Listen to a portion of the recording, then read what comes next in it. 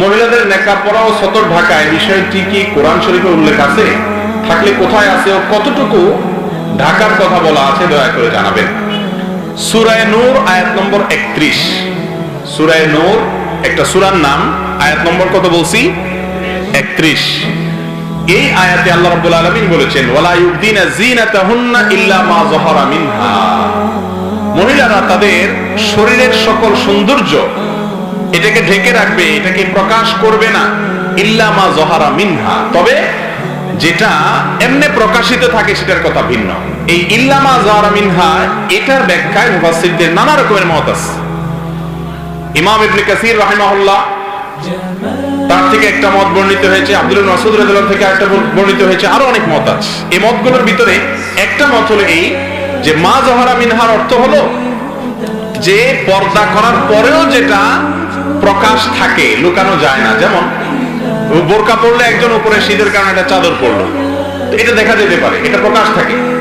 আবার অনেক উলামা ইকরাম বলেছেন চেহারা এবং দুই হাতের কবজি এটা হলো মা যাহারা মিনহার ব্যাখ্যা।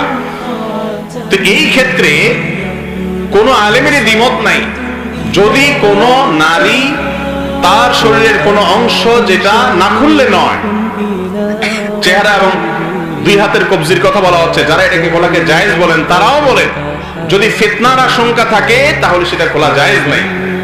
আর আজকাল এমন একটা সময় আমরা আসছি, মানুষ তো মানুষ, পশুর হাতে পর্যন্ত পশু পর্যন্ত মানুষ থেকে নিরাপদে থাকতে পারে না। মানুষের যৌন জুলুম এবং অত্যাচারের শিকার হয়ে যায়, পশুর চাইতে অদম হয়ে গেছে মানুষ। শিশুরা পর্যন্ত নিরাপদে থাকে না, বৃদ্ধরা পর্যন্ত নিরাপদে থাকে না, বোরকা পরেও নিরাপদে সবসময় থাকা যায় না। সেখানে যত বেশি উন্মুক্ত থাকবে তত বেশি তাদেরকে নিয়ে মানুষ বাজে চিন্তা করবে, জেনা করবে। মুসলিম নারী সম্ভ্রান্ত, তার মধ্যে আত্মসম্মান বোধ থাকবে যে আমাকে নিয়ে মানুষ বাজে চিন্তা করবে, এটা আমার সম্মানহানি। মনে মনে আমাকে জেনা করবে, এই সুযোগ কোন সম্ভ্রান্ত নারী, কোন মুসলিম নারী কখনো দিতে পারে না। এই জন্য এটা ঢেকে রাখাটাই হলো অধিকতর শ্রেয় এবং আপনার পর্দার সাথে সামঞ্জস্যপূর্ণ, এবং এই মতটাই অধিকতর শক্তিশালী যে হাত এবং মুখ উভয়টা ঢাকবেন। তবে হ্যাঁ, কারো বোরকা পড়তে অসুবিধা হয়, দরকার নেই বোরকা পরা, মাথার উপরে যে ওড়না আছে সেটাকে টেনে দিবেন। ইউদনিনা আলাইহিন্না মিন জালাবিবিহিন্না, আল্লাহ বলেছেন। সূরা নূর, সূরা আহজাব পড়েন, পর্দার বিধিবিধান জেনে যাবেন। আল্লাহ বলেছেন তাদের মাথার উপরে যে জিলবাব আছে, চাদর আছে, ইউদনিনা আলাইহিন্না, তারা সেটা নিজেদের উপরে টেনে দিবে। মাথার উপরে চাদরকে জিলবাব বলা হয়, কাপড়কে জিলবাব বলা হয়। আল্লাহ বলেছেন সেটাকে টেনে দিতে। মুখ যদি প্রদর্শনী করতে হবে তাহলে এটাকে টেনে দিতে হবে। কেন আল্লাহ তাআলা বলেছেন?